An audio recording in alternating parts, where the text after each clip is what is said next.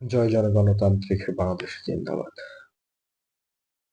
প্রবাহমান ঘটনা এদেশে নিত্য নৈমিত্তিক একটি ব্যাপার। ২ দিন আগে বইমেলায় একটা ঘটনা ঘটেছে, অত্যন্ত মজার। বইমেলায় অবস্থিত একটি স্যানিটারি ন্যাপকিনের দোকান বন্ধ প্রক্রিয়া বা বন্ধ করার চেষ্টা করা হয়েছে বা বন্ধ করে দেওয়া হয়েছে। এই বইমেলা প্রাণের বইমেলা। এখানে প্রতিনিয়ত এদেশের কবি, সাহিত্যিক, সাহিত্যমনা মানুষদের আনাগোনা। এখানে যারা নিয়মিত যায় বা এখানে যারা যাতায়াত করে বা এদের সাথে যাদের সম্পর্ক, তারা আমার মনে হয় এই দেশের সবচাইতেই নিতান্ত নিরীহ লোকজন। যা হোক, সে প্রাণের মেলায় বারবার সংঘর্ষ হচ্ছে, এটাই বড় দুঃখজনক। একটা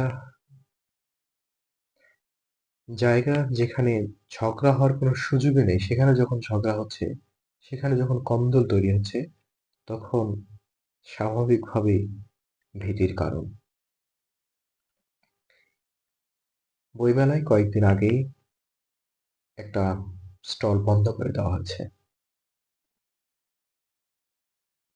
সেখানে সমস্যা ছিল যে তিনি তসলিমা নাসরিনের বই বিক্রি করছেন। তার বই এদেশে নিষিদ্ধ। এদেশে আরো অনেক বই নিষিদ্ধ ছিল, সেগুলো আবার এই দেশেই বিক্রি হচ্ছে। যা হোক, এখানে ধর্মান্ধ বা ধর্মীয় প্রজ্ঞা যে যেটাই বলেন, যেভাবেই নেন, আমার কোনো আপত্তি নাই। বা কোনটা উচিত কোনটা অনুচিত সেটা আপনারাই নির্ধারণ করেন, তাতেও আমার কোনো অভিমত নেই। তবে সমস্যা হলো আরেকটি, যেটা বর্তমান সময়ে এই যে স্যানিটারি ন্যাপকিন ব্যবহার মেয়েদের একটা কমন বিষয়। হ্যাঁ, এটা প্রকাশ্যে নিয়ে আসা নিয়ে যদি মৌলবাদীদের বা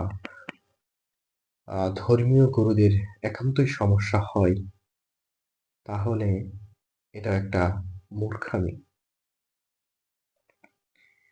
কারণ হলো, আহ আমরা আমাদের প্রজন্মের আগে একটা গল্প শুনতাম যে মানে এই মেয়েদের যে জরায়ু থেকে নিঃসৃত রক্তস্রাব, মেন্স বা যেটাই বলি না কেন, এটা মেয়েদের একটা পাপীর শাস্তি। তো এটাও কিন্তু মেয়েদেরকে হেয় প্রতিপন্ন করা হতো। আবার এমনও শুনেছি যে মানে ঋতুবতীকালীন কোনো সময় আহ, পুরুষরা তাদেরকে কাছে নিত না বা মিশত না। এটাও তাদেরকে অবহেলারই একটা সংজ্ঞা।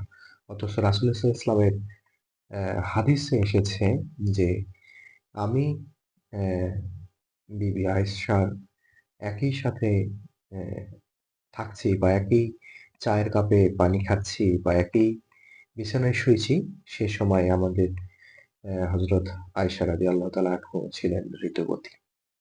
যা হোক, এই যে ধর্মীয় ব্যাপারগুলো, সেখানে একজন মহিলা প্রতি মাসিক যে উম রক্তস্রাবণে নিয়ম বা এটার মধ্যে দিয়ে যান, এটা লুকানোর সেইভাবে কিছু নেই। যেহেতু এটা একটা সৃষ্টিকর্তার নিয়ম। তো একটা মেলাতে অনেক মহিলা আসতে পারে, অনেক মেয়ে, অনেক যুবতী যারা আসে বা আসছে, তাদের বিভিন্ন সময় এটা প্রয়োজন হতে পারে। কারণ এটা একদম সৃষ্টি এবং স্রষ্টা প্রদত্ত, যেটার কোনো আ পিরিয়ডিক্যাল টাইম আছে, কিন্তু ফিক্সড না যে এটা এই মুহূর্তেই হবে। তো এটা আ উম বিক্রিতে যদি মৌলবাদের সমস্যা হয়, তাহলে এটা একটা অত্যন্ত দুঃখজনক ব্যাপার। এবং অনেকেই এটা নিয়ে মতামত প্রকাশ করছে যে বর্তমান হুজুরেরা মনে হয় এখনো তাদের মিসেসদের এটা পড়ান না, এবং তারা সেটা নিজেরাই আহ, লেহ চুস্য বিভিন্নভাবে এটাকে পরিষ্কার করে রাখেন।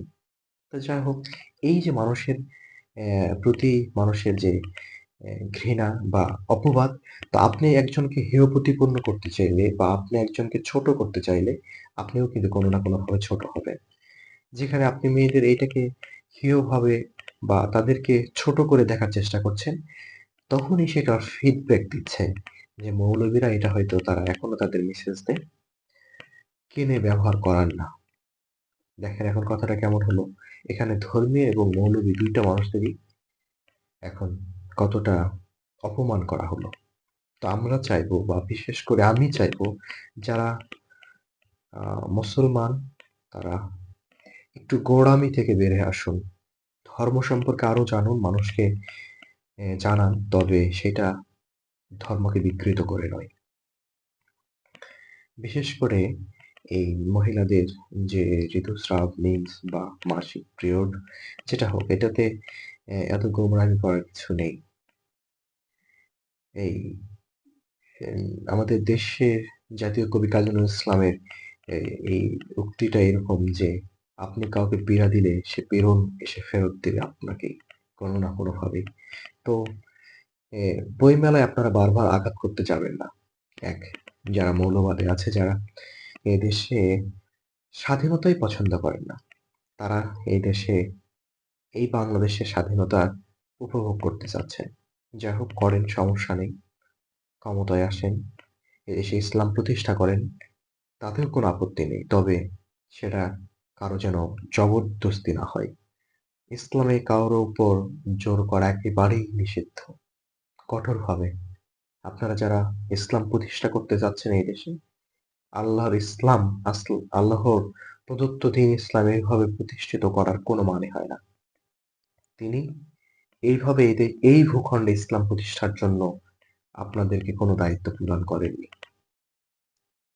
নারায়ে তাকবীর, আল্লাহু আকবার দিয়ে আপনি মানুষের উপর জুলুম করবেন, সেটা জিহাদ হবে। এই জিহাদ কোথাও উল্লেখ নেই। ধর্ম অন্ধ অথবা আহ ধর্ম বিদ্বেষী হবেন না। আপনারা যারা আমার কথাগুলো শুনছেন, আশা করছি আপনাদের ভালো লাগবে না। তবুও কথাগুলো বলতে হচ্ছে, কারণ প্রেক্ষাপট এতটাই কঠিন হচ্ছে যে দিন, দিন সত্য কথা বলতেই ভয় পাচ্ছে সকলে। সেখান থেকে যদি কেউ কথাই না বলে, তাহলে বিপক্ষ শক্তি আপনাকে একেবারে গ্রাস করবে। আশা করছি আমার কথাগুলো কেউ কঠিনভাবে নিবেন না। দেশ, দশ এবং সকলের জন্যই শুভকামনা। সকলেই ভালো থাকুক এই প্রত্যাশায় আজকের অধিবেশন আমি শেষ করছি।